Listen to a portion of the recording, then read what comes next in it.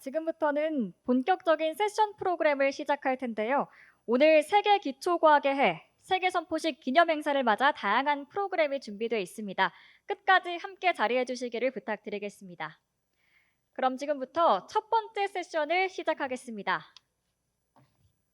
첫 번째 세션에서는 서울대학교 과학학과 이두갑 교수님과 카이스트 과학기술정책대학원 김소영 교수님의 강연이 있겠습니다. 먼저 서울대학교 과학학과 이두갑 교수님부터 모시겠습니다. 큰 박수로 맞아주시길 부탁드립니다.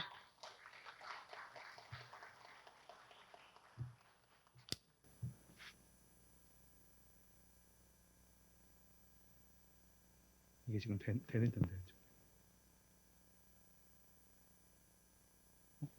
깨네.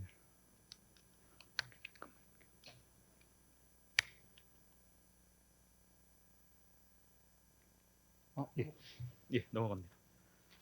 예, 그 기초과학의 의미와 역할 그리고 그 중요성에 대해서 성찰해 보실 좋은 기회를 만들어 주신 관계자 여러분들께 감사를 드리면서 시작을 하도록 하겠습니다.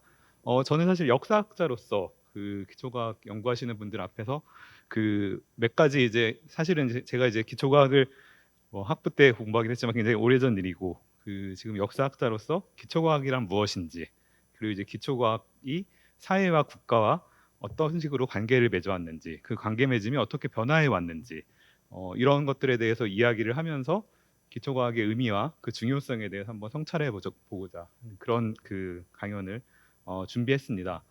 그래서 강연 제목 보시면 아시겠지만 생의학 연구의 부상 그리고 이제 생명과학의 탄생을 중심으로 요 그 과학사의 한 사례를 통해서 기초과학이 무엇이고 응용연구는 무엇인지 그리고 기초과학과 응용연구는 얼마나 생산적인 상호작용을 해왔는지 뭐 이런 이야기들을 첫 번째로 드릴 거고요.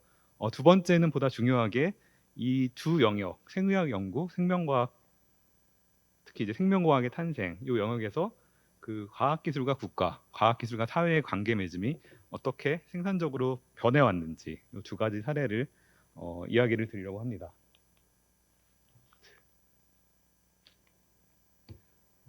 그래서 이제 20세기 과학사에서 과학, 기술, 혁신에 대한 가장 이제 그 중요한 담론 중에 하나는 많은 분들이 아시다시피 2차 대전기에 그 과학 기술의 발전을 통해서 그 연합군을 승리로 이끄는데 큰 공헌을 했던 바네바 부시가 쓴 과학 엔드리스 프론티어라는 책입니다. 이 책에서 부시는 지금 우리가 알고 있는 기초과학이란 무엇이고 기초과학을 제도적으로 성립시키고 그것을 지원하기 위해서 국가와 사회는 어떤 일을 해야 되는지 이런 것들에 대한 그 정책적인 제안을 했습니다. 그래서 그 세 가지 큰 발전들 2차 대전기에 그 페니실린, 핵발전 그리고 레이더 발전 요 세 가지 큰 사례들을 통해서 그 바네바 부시는 그 국가가 기초과학을 지원할 때 그 훨씬 더 큰 성공들을 가져올 수 있다. 사회적 베네핏을 가져올 수 있다라는 이론을 제시를 했고요. 흔히 이제 그 선형 모델이라고 하는 기초과학의 선형 모델이라고 하는 건데요. 그래서 기초과학을 국가가 이제 지원하고 대중이 국가 그 기초과학을 지원하는데 그 이유는 이제 기업이나 다른 단체들에서 기초과학을 지원하기에는 그 기초과학의 성과나 그 결과들이 유용한 발전으로 이어지기까지 큰 시간이 걸리고 굉장히 그 불확실한 과학적인 불확실성을 담고 있는 그런 그 분야이기 때문에 국가가 기초과학을 지원을 하고 그 기초과학의 많은 성과들이 응용 연구로 이어지고 그 응용이 산업적인 혁신으로 이어져서 결국에는 그 사회적인 이득이 도래한다. 뭐 이런 것들에 대한 그 논의를 처음으로 제시를 했고 이 부시가 이 논의를 제시하면서 사실은 그 하고자 했던 것은 미국의 그 내셔널 사이언스 파운데이션을 만들고 싶어 했어요. 내셔널 사이언스 파운데이션이라는 것을 만들어서 국가가 어떻게 보면 이제 순수 기초과학을 연구하는 하나의 그 제도를 설립을 하고 그런 정책적인 그 제안을 통해서 기초과학을 성장하고 그렇게 성장한 기초과학이 이제 다시 산업 혹은 사회적인 이득을 얻을 수 있다라는 주장을 했습니다. 그 과학사를 아시는 분들은 알겠지만 2차 대전 때 이 부시가 이끈 그 OSRD의 성과에 바탕을 해서 미국의 많은 이제 과학자들이 내셔널 사이언스 파운데이션, 한국어로 치면 이제 연구재단과 같은 역할을 하는 곳을 설립하고자 했습니다. 그런데 실제로 일어난 일은 그 다양한 이제 논의들과 토론들을 거쳐서 1950년에 내셔널 사이언스 파운데이션을 만들어지긴 했지만 그 규모나 그 지원의 성격에 있어서 이제 굉장히 다른 그 특징을 보입니다. 그래서 그 굉장히 그 부시가 제안한 것보다 훨씬 소규모로, 그리고 이제 그 생태학이나 수학과 같은 그런 분야에 한정돼서 그 지원을 하는 기관으로 이제 만들어지는데요. 그 이유는, 실제 그렇게 된 가장 중요한 이유는 사실은 2차 대전 동안에 그 많은 이제 미국의 연방 부처들이 그 전쟁 연구를 지원을 했어요. 그래서 예를 들어서 이제 국방부는 다양한 방식으로 무기 연구, 핵무기의 개발이라든지 레이더의 개발과 같은 무기들을 연구를 했고, PHS 당시 이제 지금으로 치면 NIH에 있던 그 기관들은 그 페니실린을 비롯한 다양한 이제 말라리아 치료제 이런 것들을 개발을 했고요. 또 마찬가지로 농무성도 이런 식으로 그 다양한 그 연구들을 지원을 했는데, 이 정부 부처들이 그 2차 대전 때 엄청나게 큰 과학 연구 예산을 이제 정부로부터 받았는데, 요것들을 NSF로 이전시키는 것이 부시의 목적이었는데, 이 정부 부처들이 그런 것보다는 이제 과학 지원의 다양성, 그리고 이제 각 부처가 필요로 하는 전문성을 연구하는 예산들, 이런 것들이 이제 필요하다라는 그 주장을 펼치면서 미국의 각 연방 부처들이 엄청난 규모의 기초과학 연구 예산들을 그 2차 대전 이후에도 가질 수 있었고요. 그런 그 이유 때문에 그 굉장히 그 국방부나 NIH 같은 부서들에서 큰 이제 과학 연구를 사실 2차 대전을 중심으로 지원을 하기 시작을 했던 것이고요. 뭐 그런 것들에 대한 다양한 그 논의와 토의를 거쳐서 NSF는 굉장히 적은 규모로 지원을 하게 됐다는 것이고요. 저는 이게 꼭 그렇게 나쁜 결과라고 보지는 않습니다. 그 결과 이제 미국에서는 어떻게 보면은 그 과학을 지원하는 방식에 있어서 굉장한 다원주의, 그다음에 사회나 그 당시의 경제적인 혹은 그 국가 안보에 관련된 다양한 필요에 있어서 굉장히 유연한 방식으로 과학 연구를 지원할 수 있게 하는, 그래서 미국적 과학 지원 체제가 이제 등장을 했고, 그런 것들이 미국 과학의 성장과 발전, 그리고 이제 다양성, 창의성에 좋은 영향을 미쳤다라고 생각을 하고 있습니다. 많은 학자들이, 역사학자들이 그렇게 평가를 하고 있고요. 예, 제가 이 슬라이드를 그래서 사실 나타난 결과를 이제 잠깐 보여드릴 텐데요. 그래서 1970년부터 나타난 이제 연방 정부들이 그 어떤 과학 분야들을 이제 지원하고 서포트를 하는지를 보시면 알겠지만, 1960년대 말 70년대 초에 이제 가장 큰 지원을 받는 부서들은 그 주로 이제 그 엔지니어링, 그 물리학인데요. 그 그래프는 약간 주의해서 보실 게그 바이오메디컬 리서치와 라이프 사이언스가 분리돼 있어요. 근데 사실은 이거 두 개를 합하면은 이미 60년대 말부터 생의학 연구들의 다양한 지원들이 이제 가장 많은 그 정부의 지원을 받는 분야들이었고요. 보시면 알겠지만 90년대 이상으로 가면은 이 녹색 부분, 그 가장 이제 높게 기울기가 빠르게 올라가는 이 부분이 이제 그 NIH를 중심으로 한 미국의 생의학 연구들, 생명과학 연구들에 대한 정부의 지원이 굉장히 급격하게 늘어났다는 걸 볼 수 있습니다. 이 이유에 대해서 이제 잠깐 제가 생각을 좀 해보고, 기초과학이 국가와 이제 사회와 맺는 관계들에 대한 다양한 그 고민들을 던져주는 사례이기 때문에요. 그래서 생의학 연구의 부상과 그 함의에 대해서 잠깐 논의를 드리겠습니다.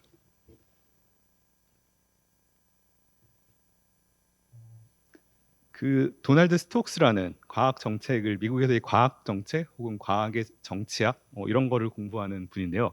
이 도널드 스톡스는 NIH, 특히 이제 바이오메디컬 리서치의 성공을 보면서 이런 그 제안을 해봅니다. 우리가 그 부시가 제안했던 그 선행적 모델에 따라서 기초과학, 응용과학, 그리고 또 혁신, 이렇게 이 세 가지 단계로 과학과 기술과 경제의 관계를 정리를 하는데요. 도널드 스톡스는 이 NIH의 그 놀라운 성공 사례, 특히 이제 그 이후에 이제 생명과학을 중심으로 했던 새로운 이제 경제 혁신까지를 포함해서 본다면은 이 생의학 연구와 생명과학의 발전이라는 사례는 우리가 기존에 사람들이 이야기했던 기초와 응용으로 과학 연구를 구분하고 그것들에 맞추어서 그 국가가 혹은 사회가 과학을 지원하고 그 중요성을 생각하는 방식 자체를 좀 변화해 볼 필요가 있다라는 주장을 하고요. 그 제안의 하나로 이제 그 User Inspired Basic Science라는 그 새로운 모델을 제안을 합니다.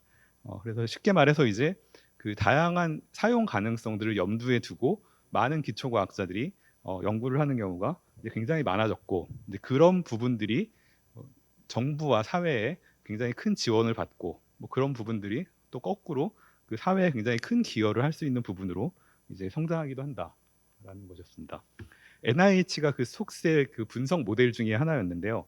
NIH는 그 아시는 분들은 아시겠지만 그 기관 이름들이 예를 들어서 내셔널 캔서 인스티튜트, 뭐 내셔널 하트 인스티튜트, 이래서 그 질병, 뭐 인펙셔스 디지즈, 뭐 멘탈 일리스, 뭐 이런 식으로 그 기본적으로 질병에 대한 연구를 하는 기관으로 성립을 하기 시작했습니다. 그래서 그 NCI는 이전부터 있었지만 2차 대전 이후에 NIH가 굉장히 이제 그 성장을 했을 때 보면은 그 질병 중심의 연구를 하는 기관이다.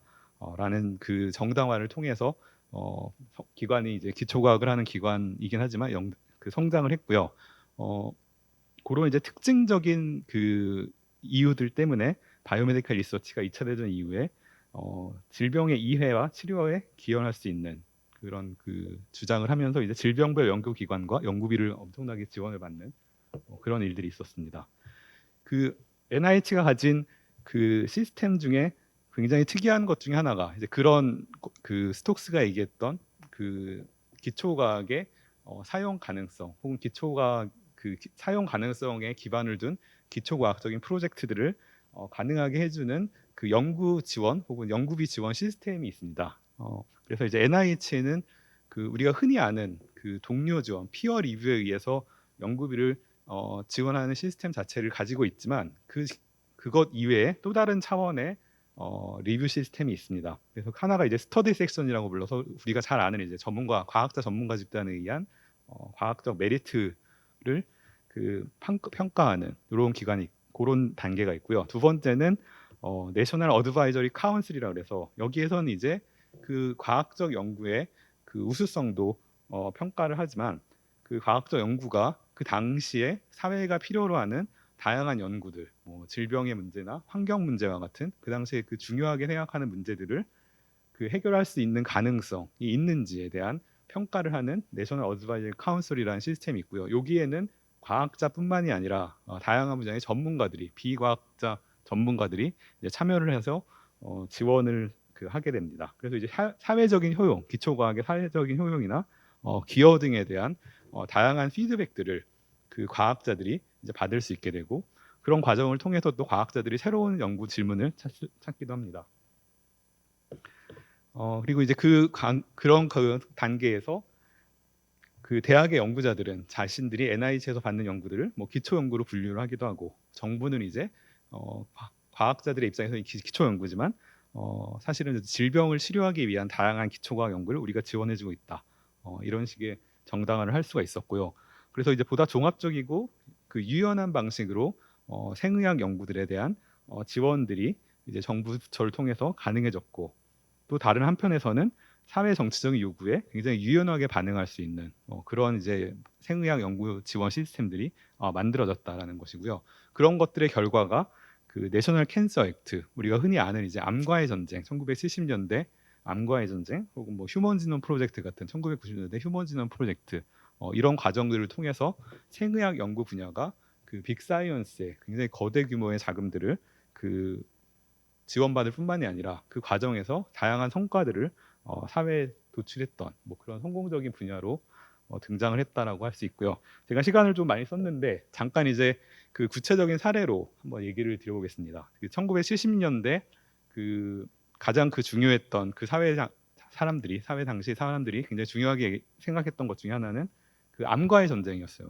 암을 정복하는. 그래서 많은 이제 그 환자, 시민 단체들, 정치 단체들이 뭐 이런 식의 퍼블릭 캠페인을 아까 그 이기영 이사장님 이 시민사회의 여러 가지 중요한 역할을 강조를 하셨는데 그 시민사회들이 그 1970년대 바이오메디컬 리서치 생의학 연구에 대한 지원을 통해서 이제 암을 정복하는 것이 이제 달에도 갔는데 우리가 암을 정복하지 못할 이유가 무엇인지에 대한 다양한 그 퍼블릭 캠페인들을 펼쳤고요. 그것에 대한 그 반응으로 NIH가 다양한 방식으로 그 이제 암 연구를 지원했습니다. 그때 지원한 연구 중에 지금 생각하기만 하면은 지금은 이제 암이 바이러스에 의해서 생긴다고 생각을 하진 않지만 뭐 한 20% 정도의 암은 바이러스에 의해서 생기죠.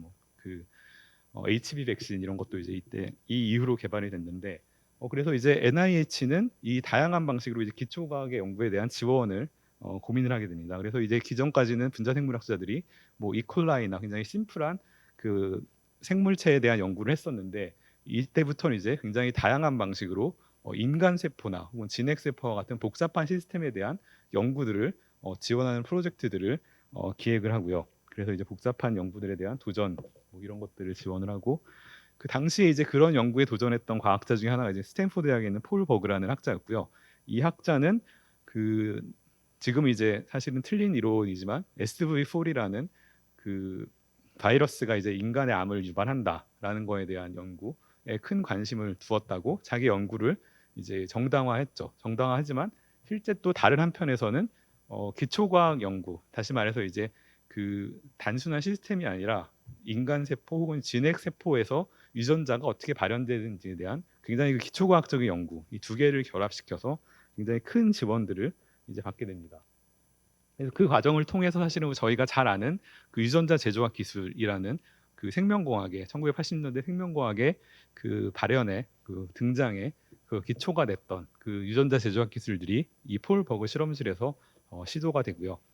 이 기술들이 나중에 이제 그 NIH에서 다양한 방식으로 또 당시 그 생의학 기술들에 대한 연구들을 그 혁신, 사회적인 혁신, 의학적인 혁신으로 그 바꾸고자 하는 다양한 정책적인 제도들이 1970년대 도입이 됐고 그 중에 하나가 이제 특허 관련된 정책이었어요. 그래서 그 스탠포드 대학에 있는 여러 연구자들이 자기들이 그 개발했던 어떻게 보면 되게 그 생명과학을 연구하는 굉장히 가장 그 기본적인 근본적인 기술이기도 했는데 유전자 제작 기술이 단순히 그 유전공학을 위한 기술뿐만이 아니라 세포 레벨에서 DNA의 그 역할과 그 DNA가 어떤 방식으로 그 세포 내 여러 가지 활동들을 규제하는지 이런 것들을 연구하는 좋은 기초과학의 툴이기도 했는데 그 어떻게 보면 이제 이중적인 성격을 가진 그 기술을 특허를 가능하게 이제 허용을 해줬고 그 과정을 통해서 저희가 아는 이제 그 생명공학을 통한 백만장자들 그래서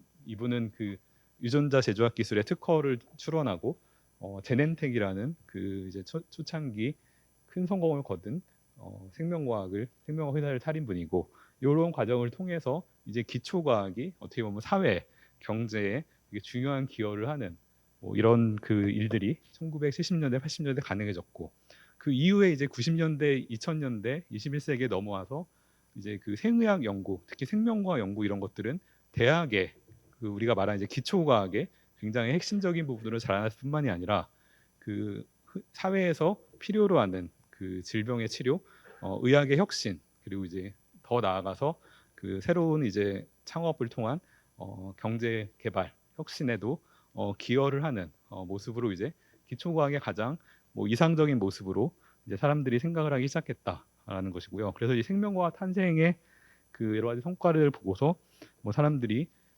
기초과학이라는 것이 다양한 방식으로 사회와 경제 요구에 유연하게 반응하고 그런 것들을 또 선도해 나갈 수 있는 새로운 발견들을 이제 해나간다라는 것이고요. 그래서 그런 방식으로 기초과학을 이해했을 때 역사적으로 봤을 때 그 사회 문제 해결 그리고 경제 혁신을 매개하는 그런 방식의 기초과학 그 지원 방식 이런 것들도 이제 중요하게 생각해 볼 필요가 있다라고 해서 발표를 마치겠고요.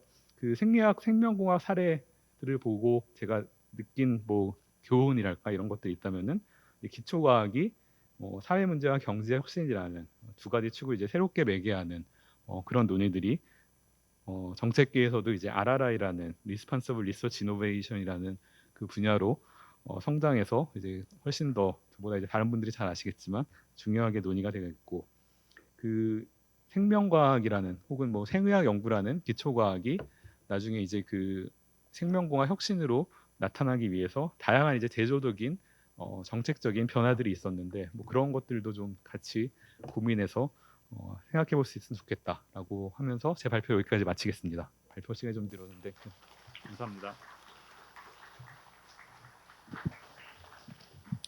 네, 좋은 강의 들려주신 이두갑 교수님 감사드립니다.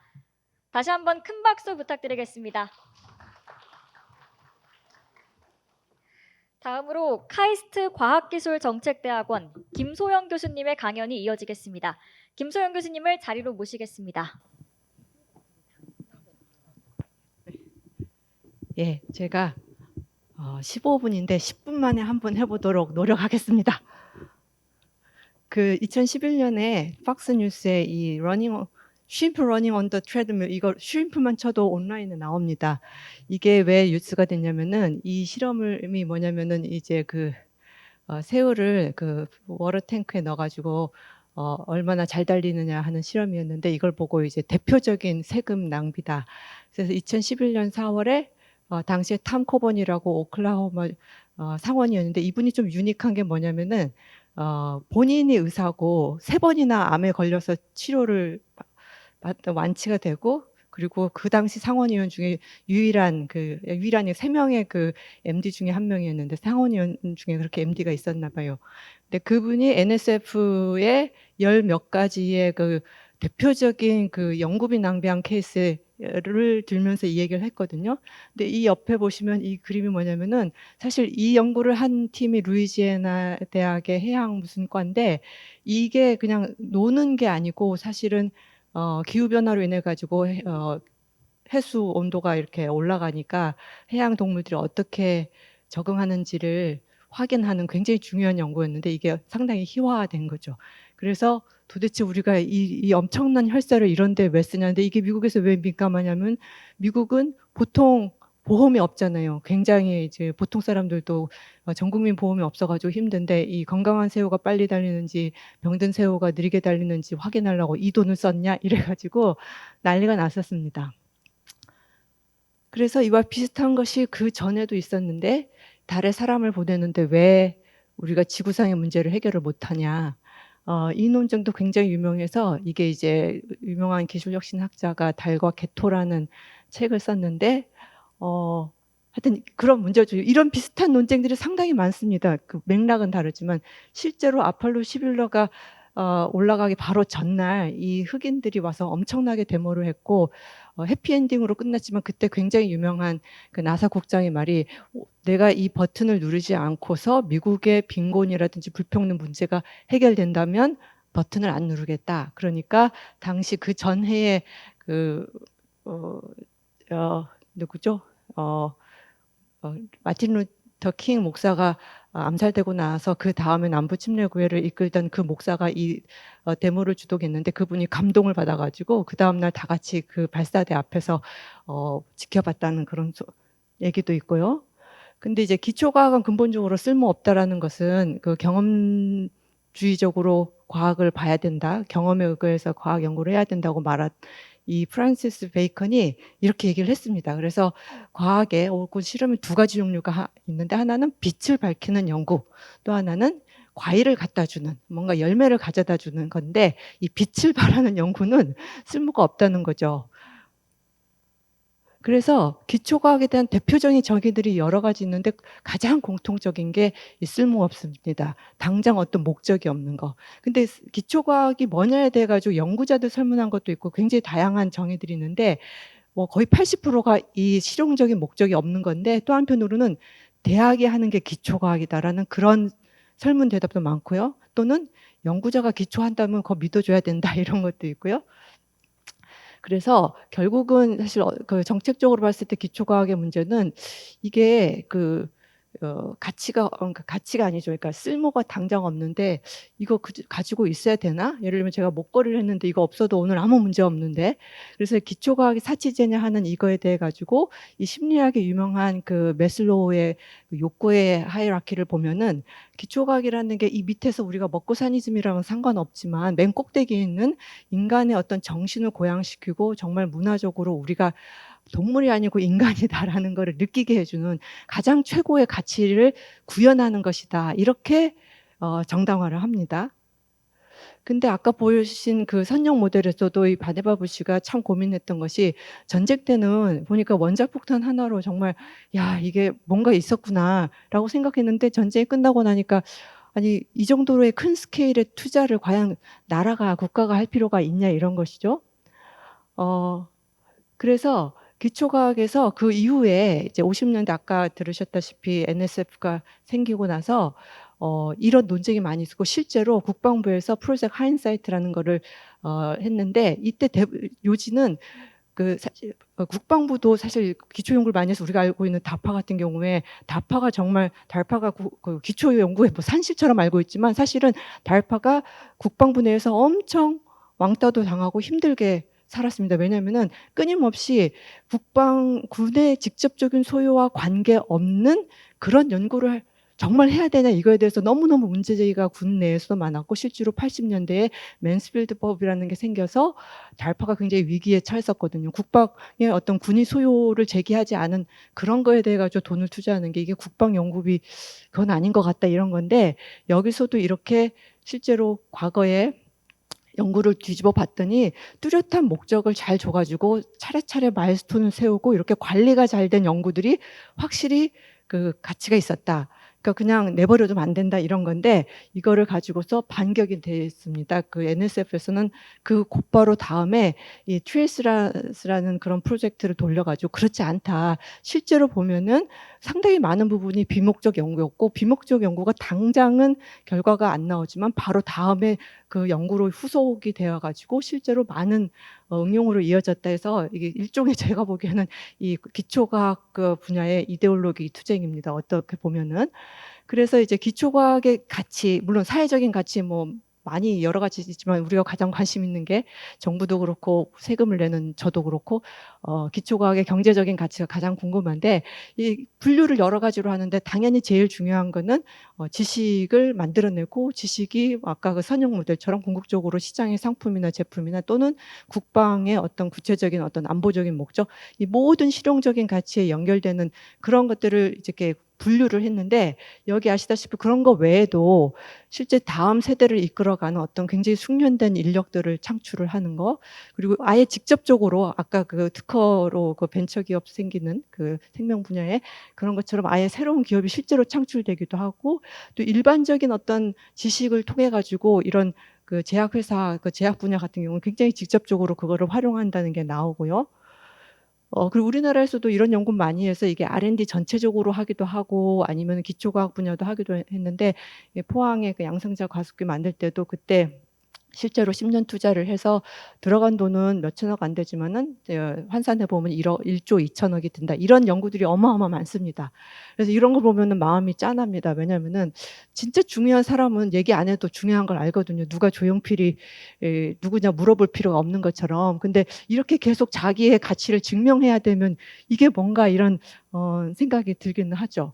근데 이제 최근에는 이제 과학의 어떤 과학을 과학으로 연구해야 된다라는 그런 사회과학적인 트렌드가 있는데 뭐냐면 이것도 하나의 예시긴 한데 그냥 말로만 주장을 하는 게 아니라 실제 데이터로 보여주는 건데 아까 그 바이돌 그 법에 따라 가지고 이제 대학이 특허를 가져가게 됐잖아요. 공공 세금으로 투여된 연구 지원으로 나온 거라 하더라도 그랬을 때 실제로 봤더니 이 어떻게 이거를 했냐면은 응용이라는 걸 파악을 어떤 질병 연구에 직접적으로 연관되는 그런 NIH 그랜트하고 그런 거가 언급되지 않은 그랜트의 걸 보니까 사실은 별 차이가 없었다라는 거죠.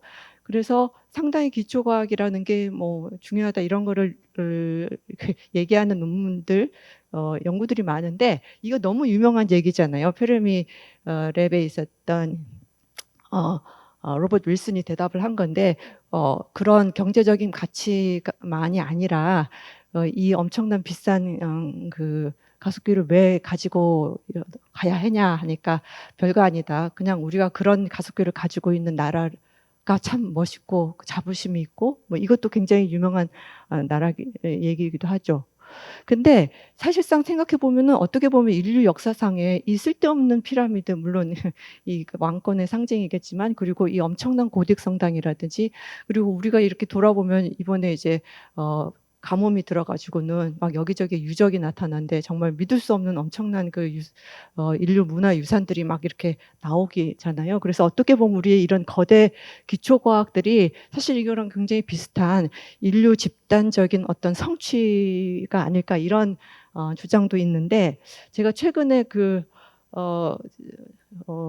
허준희 교수님 그 수상 기념식 이거를 쭉 다 들어봤는데 거기에 이런 얘기가 있더라고요. 우리가 이런 명제들이 수많이 있는데 그 명제들이 어떤 그 중에서 엄청나게 많은 명제들이 있는데 정말 관심을 갖는 게 몇 개 안 된다는 거죠. 근데 그것이 왜 그런가? 그게 뭐 저기 무슨 완벽한 보안 시스템을 만들어줘서 그런가? 아니면 진짜 이거 하면은 반도체에 대박이 나서 그런가? 근데 이분이 얘기하는 거는 뭐냐면 이 명제에 여기 보시면은 아직도 컴컴한 영역들이 있는데 그 영역이 우리에게 보면은 벽에 부닥친 그 어떤 구조라는 거죠. 그래서 사실은 여기 이 두 개를 잇는 거는 굉장히 익숙하고 막상 이게 증명되면 별거 아닌데 이거를 가기 위해서 우리가 뚫어야 하는 우리의 무지, 편견. 그래서 사실은 이 기초과학이라는 게 그냥 기초과학이 아니라 우리가 누구인가? 그리고 우리가 왜 사는가? 이런 거에 대한 근본적인 문제 제기를 한다는 거죠. 사회로서도 마찬가지고. 근데 제가 다시 원래 돌아가서 아까 그 새우 얘기를 하면은 새우 얘기가 이 워러 탱크에 그 새우 한 마리 돌리는데 50만 불 들였다니까 저도 이렇게 뚜껑이 열리는데 실제 연구자 말로는 그게 1,500불밖에 안 되고 큰 실험에 한 거라 가지고 별거 아니었는데 결국은 저는 이제 기초과학 정책을 과거 한 20년, 30년 이렇게 저희가 30년이 넘었죠. 그래서 보다 보면은 이제 우리가 어떤 딜레마라고 하는 건 원래 딜레마는 뭐냐면은 연구의 자율성은 자기 돈 갖고 연구하면 아무도 뭐라고 안 하는데 남의 돈 갖고 연구하니까 문제되잖아요. 그래서 이게 연구의 자율성과 공적 자금으로 지원되는 그거에 대한 책무성 이것이 원래 우리가 알고 있는 아주 고전적인 딜레마고 우리 모두 연구자로서 똑같이 그런 고민을 하는데 저는 요즘 이게 트릴레마다라는 생각이 듭니다. 왜냐하면 이거 말고 한 가지 더 디멘전이 있는데 그게 규모가 커지다 보니까 우리가 둘 중에 하나는 익숙한 거거든요. few small이라고 하는 few big이라는 거는 선택과 집중. 그리고 매니 스몰은 풀뿌리 연구. 이거는 우리가 어떻게 지원하는지 알고 있습니다. 그래서 우리 많은 로드맵도 만들고 집중적인 투자할 거 우리 뭐 전략 기술이니 핵심 기술이니 이런 거 하고 그리고는 굉장히 여러 가지 그 풀뿌리 기초 연구는 연구재단의 우리 기초 연구 사업으로 이렇게 쭉 풀어지는데 문제는 저 반대 방향 대규모의 호기심 기반의 기초과학 연구를 과연 할 수 있는가?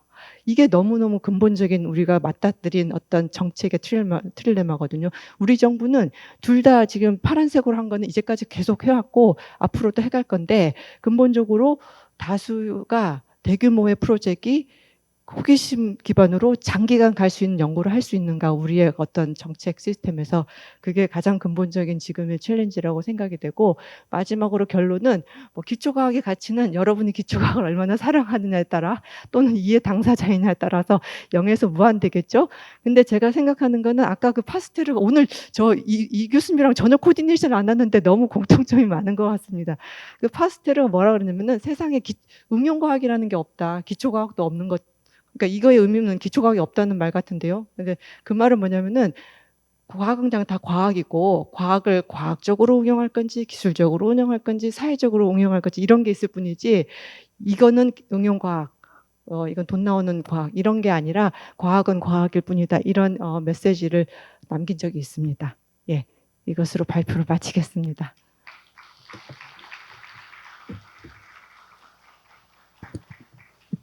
네, 좋은 강의 들려주신 두 분 교수님께 다시 한번 감사드립니다. 큰 박수 부탁드립니다. 이렇게 첫 번째 세션이 마무리됐는데요. 잠시 5분간 휴식 시간을 갖고 11시 20분부터 두 번째 세션으로 만나 뵙겠습니다.